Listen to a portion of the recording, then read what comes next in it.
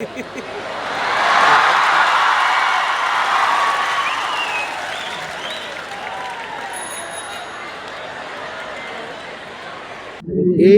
সময়ছোৱাত অসমৰ 20 লাখ লোকক আমি নতুনকৈ ৰেচন কাৰ্ড দিব পাৰিলোঁ।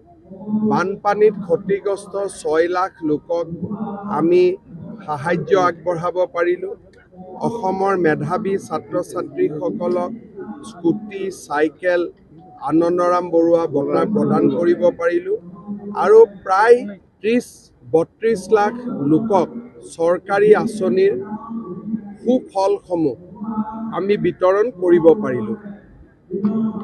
মই আশা কৰিছোঁ যে এই আঁচনিসমূহে দৰিদ্ৰজনক সহায় কৰিব, মধ্যবিত্তজনক সহায় কৰিব আৰু সকলোকে আগবাঢ়ি যাবলৈ প্ৰেৰণা যোগাব। বিকাশৰ 12 দিন অনুষ্ঠানৰ সামৰণিৰ পিছত মই অসমবাসী ৰাইজক পুনৰ এবাৰ ধন্যবাদ জনাইছোঁ আৰু নতুন বছৰৰ শুভেচ্ছা জনাইছোঁ।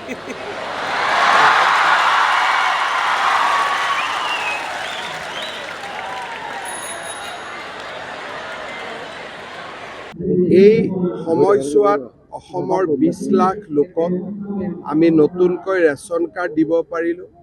বানপানীত ক্ষতিগ্ৰস্ত 6 লাখ লোকক আমি সাহায্য আগবঢ়াব পাৰিলোঁ। অসমৰ মেধাৱী ছাত্ৰ ছাত্ৰীসকলক স্কুটি, চাইকেল, আনন্দৰাম বৰুৱা বঁটা প্ৰদান কৰিব পাৰিলোঁ আৰু প্ৰায় 30-32 লাখ লোকক চৰকাৰী আঁচনিৰ সুফলসমূহ আমি বিতৰণ কৰিব পাৰিলোঁ। মই আশা কৰিছোঁ যে এই আঁচনিসমূহে দৰিদ্ৰজনক সহায় কৰিব, মধ্যবিত্তজনক সহায় কৰিব আৰু সকলোকে আগবাঢ়ি যাবলৈ প্ৰেৰণা যোগাব। বিকাশৰ 12 দিন অনুষ্ঠানৰ সামৰণিৰ পিছত মই অসমবাসী ৰাইজক পুনৰ এবাৰ ধন্যবাদ জনাইছোঁ আৰু নতুন বছৰৰ শুভেচ্ছা জনাইছোঁ।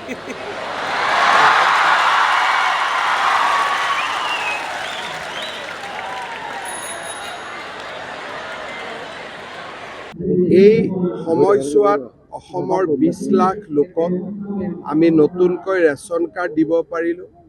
বানপানীত ক্ষতিগ্ৰস্ত 6 লাখ লোকক আমি সাহায্য আগবঢ়াব পাৰিলোঁ।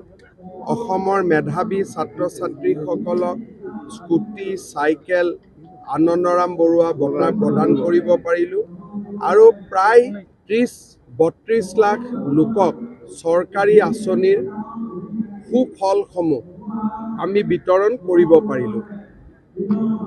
মই আশা কৰিছোঁ যে এই আঁচনিসমূহে দৰিদ্ৰজনক সহায় কৰিব, মধ্যবিত্তজনক সহায় কৰিব আৰু সকলোকে আগবাঢ়ি যাবলৈ প্ৰেৰণা যোগাব।